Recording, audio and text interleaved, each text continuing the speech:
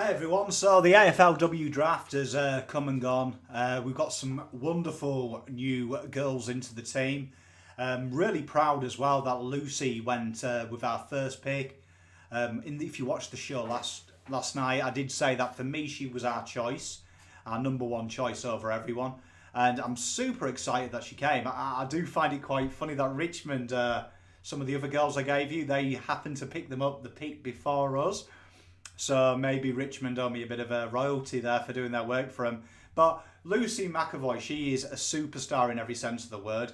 So, I mean, triple All-Australian, and that's in 3 different positions. As I said, she was the standout in that aspect, that she is so versatile.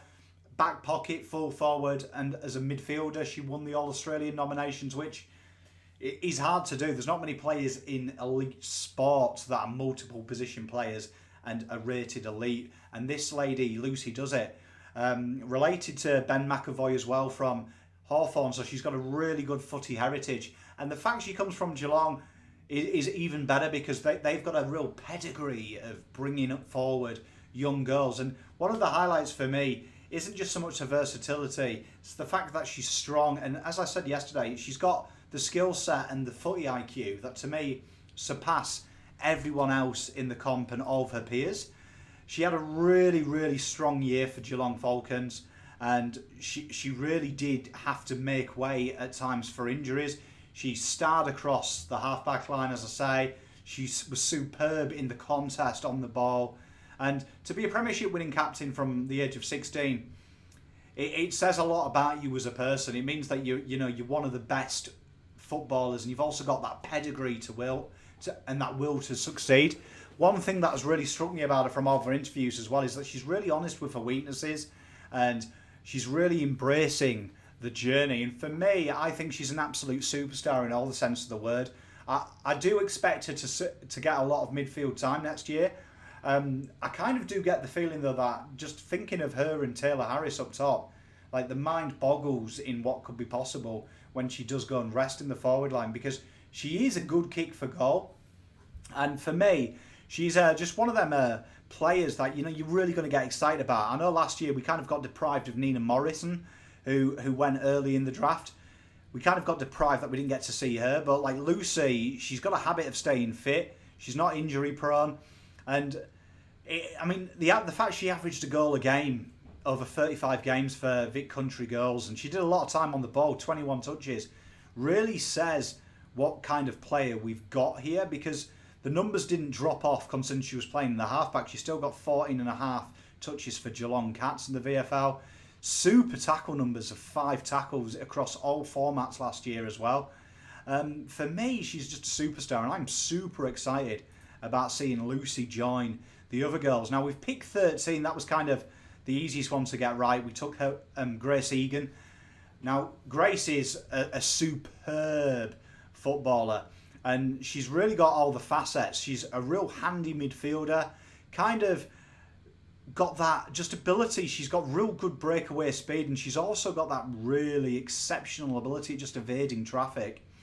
Now, she averaged about 13 touches last year in the VFLW for the Richmond team, and she really did showcase some of her abilities, like 3 tackles. Like when you look at her, she's not the biggest girl, but she really plays the game as someone who's built a lot bigger than that. She really did excel. She really came to prominence in the VFLW last year, and she's played a lot with Maddie as well, Prasparkis, in her time, and I'm really excited about seeing that combination, because she's got the ability, to really damage by foot. She takes the game on. She's got, like I say, good evasion, decent footy IQ, and she's a player that I really expect that if we redid this draft in 5 years' time, she'd probably be top 5. She's really got solid potential. And for me, I think we've got one heck of a player in Grace, and I'm super excited about seeing that. Now, with P26, we took Brooke Vernon. Now, down the back, you would have said we probably did need a couple of backs down there. And she's got everything you want. Like, she goes at 81% efficiency, so she's a clean user, a really solid defender as well. She really showcased that in the in the NAB League girls this year. She was really, really, really prominent in the way that she could use the ball, really start the score on. She's from down back. Her decision making is exceptional. She's got elite endurance and speed as well. She's really that kind of girl that you want down back, and she's got the ability as well, you know, to mix it up with the talls as well. She's not just one-dimensional. She's really exceptionally good on one-on-one, and she's got real strong aerial ability as well. So she's really someone that can take the game on. And the Dandenong Stingrays are no mugs. They're a good, solid outfit, and she was one of the standouts there. And I really expect to see, you know, that zip and that ball use down back really, really, really help our girls next year moving forward. Real solid pickup, really courageous, really strong, really brave, exceptional footballer. Now, we picked 36, we took Shani Whiting. Now, Williamstown girl, and this girl knows where the goals are. She is exceptional at finding the goal. She's a true cool head in front of goal, clean hands, elite ball use, everything you'd want in a football. She's as strong as an ox. 50 goals in juniors as well for Shani, which is just phenomenal. And she's so dynamic. She can play all across that forward line. She's got a really, really, really, though, like her strengths are her just ability to read the game. Superb pickup. And like when you think about Taylor Harris, Darcy Vescio, you're going to have Lucy playing the forward line as well. You throw in Shani, and I would say for me that is probably the best AFLW forward line in the competition. Like, I wouldn't want to play Carlton girls. She's a superb footballer, and she really did well for Williamstown as well. She was named in the best on ground a couple of times. Decent amount of touches as well. She averaged just over 9 for a forward. She was always around that, you know, 2 marks a game, 3 tackles, so she's got the forward pressure as well. And she was really, really, really showed that cold head against the game in the Tigers as well, where she kicked the goal after the siren. So she's a phenomenal player. I mean, like last year, 21 games, 16 goals, so she knows where the goals are.